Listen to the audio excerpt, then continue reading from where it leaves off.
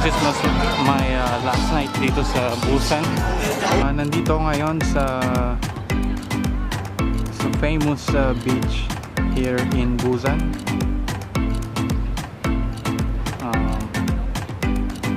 There's a lot of hotels here. Still a lot of people walking.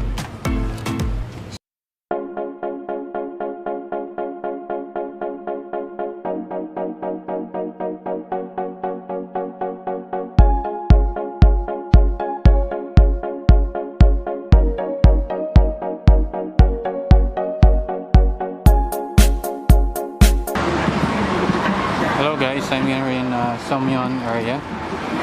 So this is one of the most famous shopping area dito sa Busan.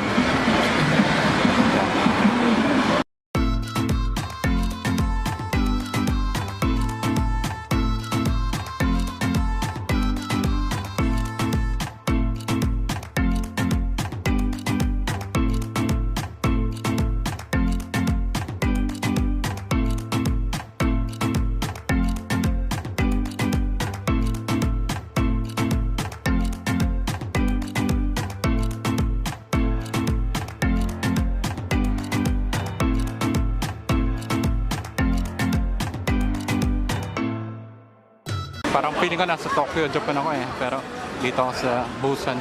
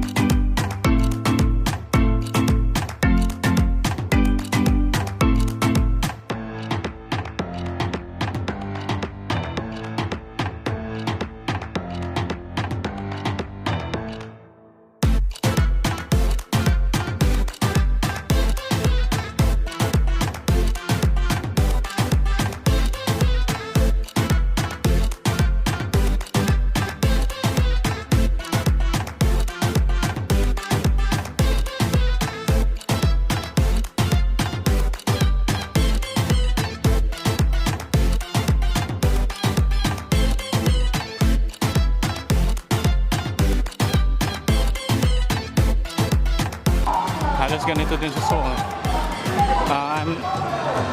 Yun, punta ako dun sa Myeongdong when I go back to Seoul. So, but for now, this is my last night dito sa Busan. And tomorrow I'm leaving Busan, going back to Seoul.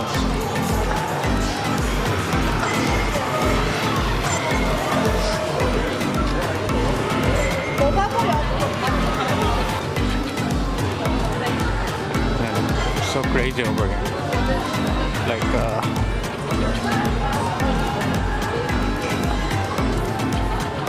it's like a culture shock pag di ka sanay sa mga ganitong lugar.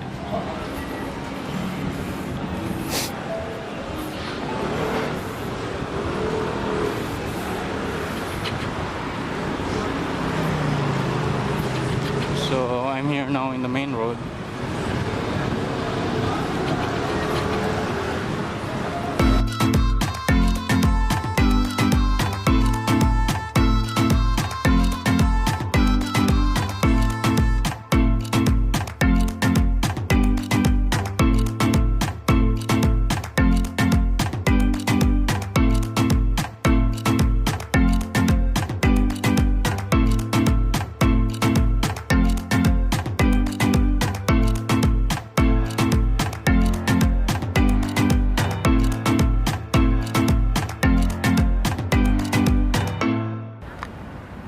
So hello guys, nandito ngayon sa famous beach here in Busan. Yeah, I mean actually that's the famous beach in South Korea, the whole South Korea. Yeah. They call it Haeundae Beach. So there's a lot of hotels here, buildings. Yeah, hotels, restaurant, shops. It's yeah, it's almost 5 o'clock in the afternoon today. Yeah, and the sun is still up, you know. Actually, malaki to eh. Mahaba din tong beach na to eh. Yeah, and there's a lot of buildings beside the beach, you know. Yeah, there's a lot of hotels here, hotels and casino. This is the number one tourist attraction or tourist spot dito sa Busan, South Korea.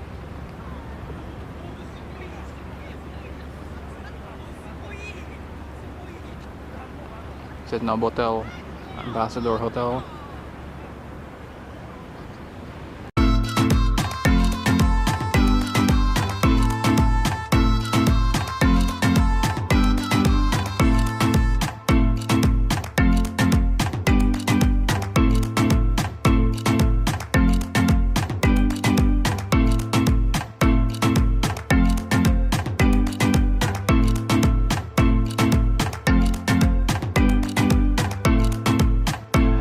I'm trying to find where's the Hard Rock Cafe here. Yeah, because I will buy some souvenirs from there.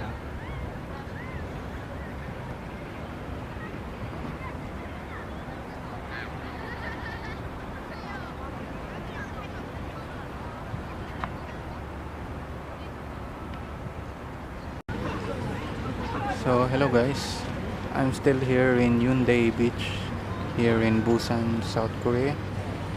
So it's already like past 8 o'clock in the evening. Yeah, I'm just hanging around here for a moment before going back to the hotel. Yeah, so that's the night view.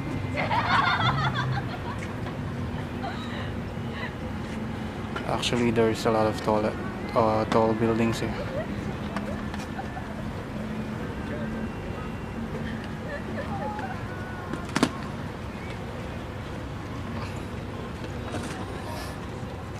So still there's a lot of people here.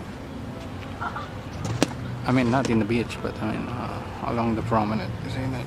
Still a lot of people walking. So actually, beside the beach there's a lot of buildings like hotels, residential areas.